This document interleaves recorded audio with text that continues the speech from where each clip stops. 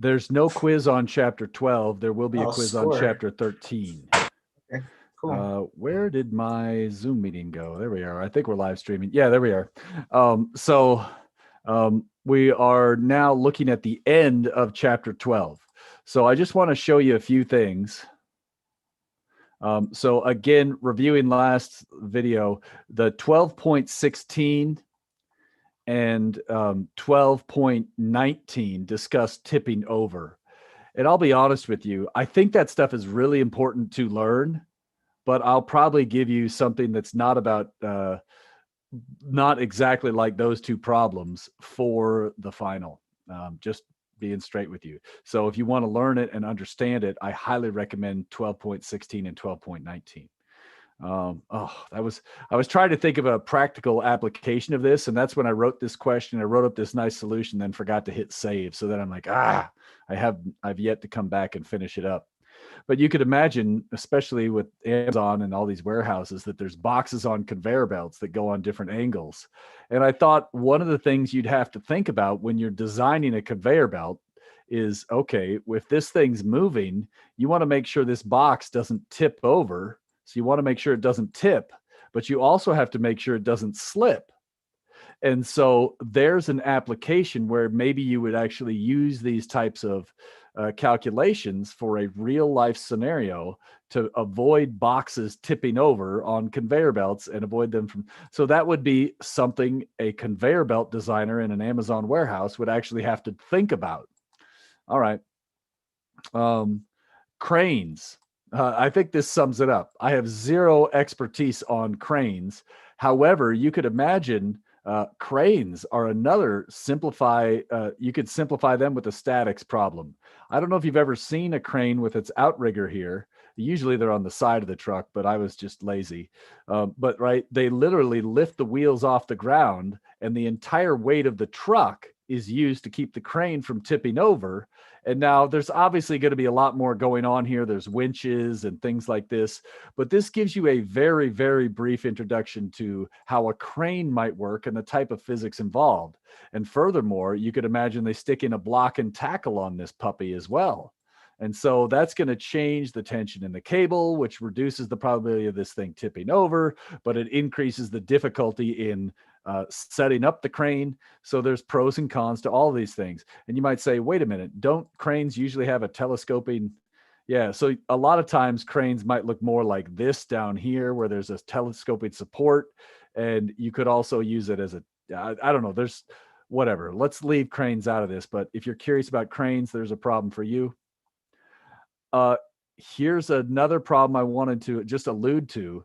Normal forces in general are not always going to be applied at the center of a block. If you pull up high on the block and here's mg, it's quite possible the normal force is at some other random spot. And so if you care about this, you could read this. And if not, you could skip this one. All right. So I don't remember if I assigned that one or not. So if I didn't assign it, you could totally skip it. But this basically shows you how you could figure out where a normal force is applied in general. So if the block is not on the verge of tipping over, where is the normal force? You could figure out X. I walk you through how to do that. Not done, not done. You could imagine all these simple variations. This is in here for completeness. I do not want to spend a lot of time on this one, but I just want to point out you could actually figure out certain methods of hanging signs are impossible. For example, look at this. At first glance, you might say, well, sure, I should be able to do this. I could apply a tension this way. This horizontal component could balance this tension. And then there's the center of mass, probably 1/3 and 1/3. You'd say, okay, I could make that balance this vertical component, and this sign should balance. However, you not only have to balance forces, you must also balance torques. And if you look at this one and run the numbers, you could say, okay, I'm just going to build this sign and figure out what the forces need to be. If I do the two calculations and I do the torque equations, we get different results relating these forces, and it turns out that's a sign this is not possible. If you get different results based on where you put the pivot point, that's a sign that the problem does not make sense in the real world. So if you care about this, these types of problems are sometimes called physically overdetermined systems.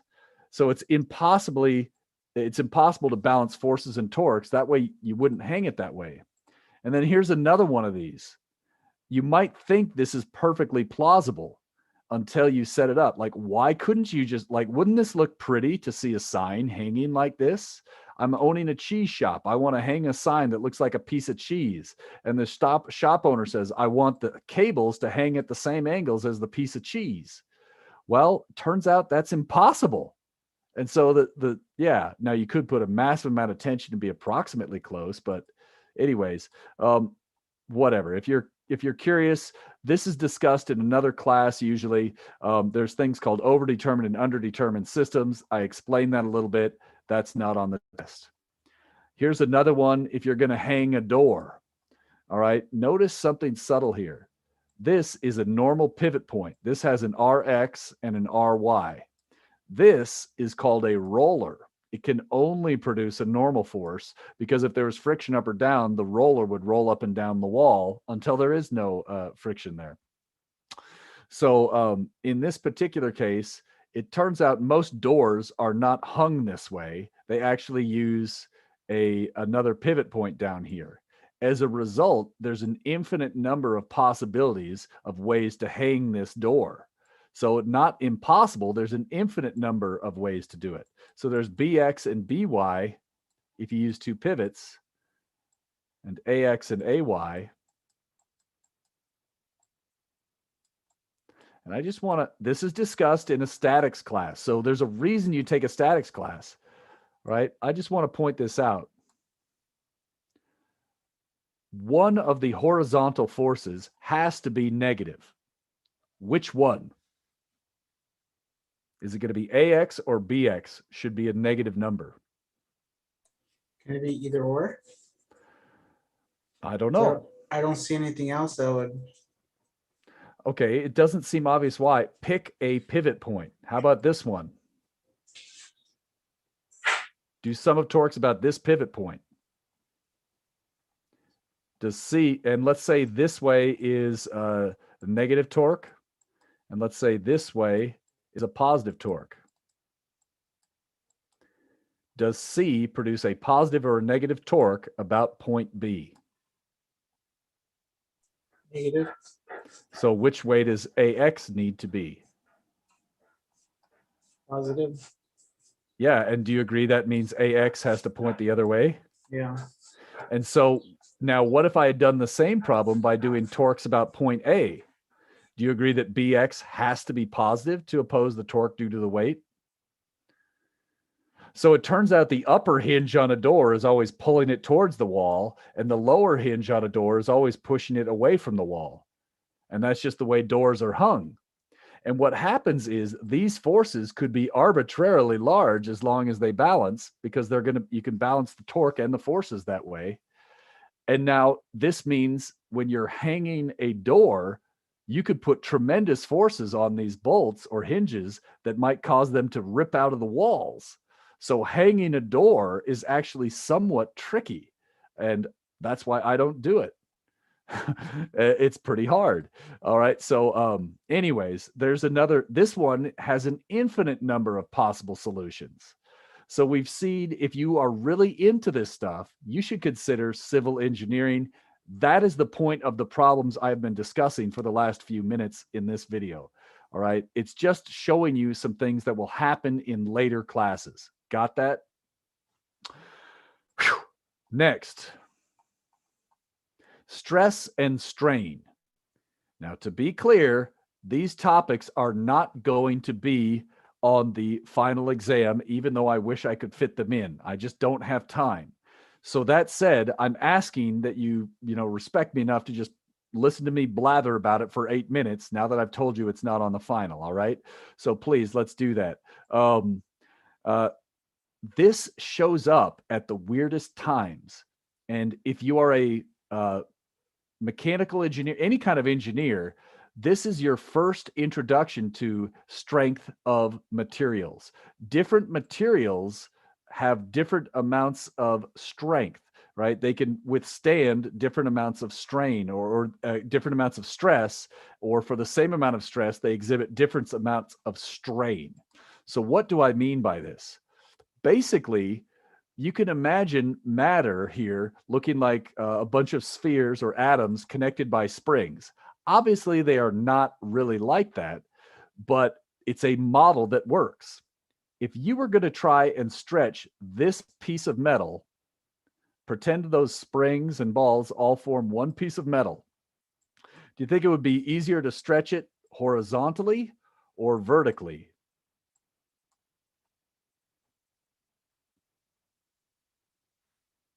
Is it vertically? Horizontally. The longer a slinky is, basically these are like one long slinky, the easier it is to stretch it, because each individual coil doesn't have to stretch as much. Does that make sense? Yeah, I was imagining that each coil gives a certain amount of force. Mm-hmm. So that's why I was like, oh, the longer way is going to be harder to stretch. But Well, let me think about it this way. So here's like one spring, two springs, three springs, four long springs horizontally versus one. Whoops. Oh, that's a bad color. 1, 2, 3, 4, 5 short springs vertically. There's more springs you have to stretch if you stretch it vertically. And I don't know if I said everything correctly there, but does that agree? Does that make sense now? yeah, Yeah. And now here's the equation that models this. The spring let me scroll down a little bit. If you want to understand at the first basic level how things stretch, what we do is this sums it up, this chapter in a nutshell. The amount of force you need to apply is like a spring constant. This is like, let me get my annotation here. This stuff right here is like a spring constant, K, and the amount the material stretches is like X. So this is basically saying you can model matter as a spring, where every piece of metal has a slight springiness to it. Every piece of wood has a slight springiness to it. And this thing E basically determines the stiffness of the effective spring constant. It's called Young's modulus. Now, in any book, they're going to rearrange this immediately and rewrite it this way. Stress is defined as force over area. We will learn later this is equivalent to pressure. Okay, so it's like how much pressure you put on a piece of metal or a piece of wood or whatever you want to apply pressure to.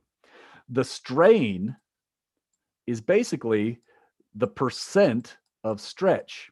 Now think about it. Delta L over L, the units drop out. This is a percentage or a ratio, or it's a fraction. I guess strictly speaking, we should say it's fractional stretch, but I think of it as a percent stretch. All right. So this is percent or fractional stretch. And so the general equation that applies to all scenarios like this is stress divided by strain is given by the modulus. So in this case, here's the stress. If you divide it by the strain, you get the modulus. In most material science books, that's where you might start. Now, you might be saying, I don't care about this. This shows up in the weirdest places. And I had a colleague of mine. He's teaching geophysics up at Stanford. And he says, I wish students would learn more about this because they're such idiots about this. Well, he didn't say it that way. I said it that way. So sorry, Eric.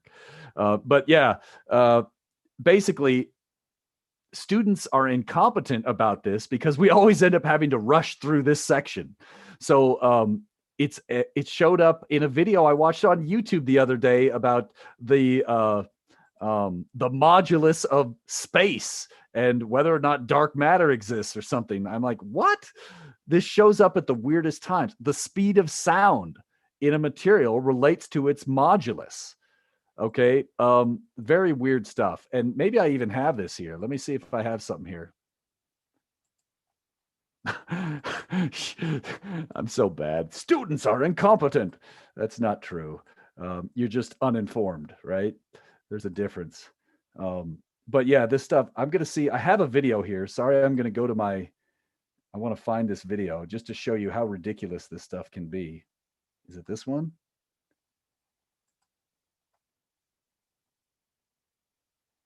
I think it is. All right. So let me, I'll spare, well, yeah, let me see if I can make this video play. You might not see this very well, but let me try to, I don't know. Can anybody tell what that thing is right there? It's a 1 liter glass flask. This is a 1 liter glass bottle. Now, notice the optics on it. See how it looks kind of shiny in there? It's filled with water. Now, the water is, I took great care to make the lab tech get all the bubbles out. So what we did is we put this water in there and we boiled it for a while and made sure all the air bubbles got out. And then the water level dropped. And then we topped it off with even more water. And then when I do this one, let's see if this plays. Yeah, see, look at the image there. Can you tell it's got water in it?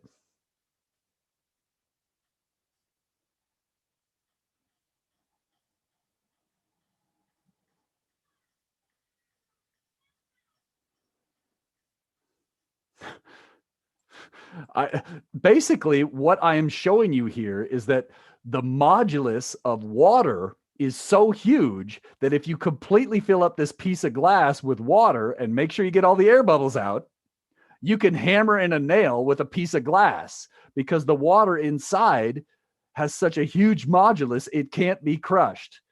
Now, an interesting story about this, I gave one of these to a group of junior high kids and it lasted for 2 hours, just whacking the crap out of it.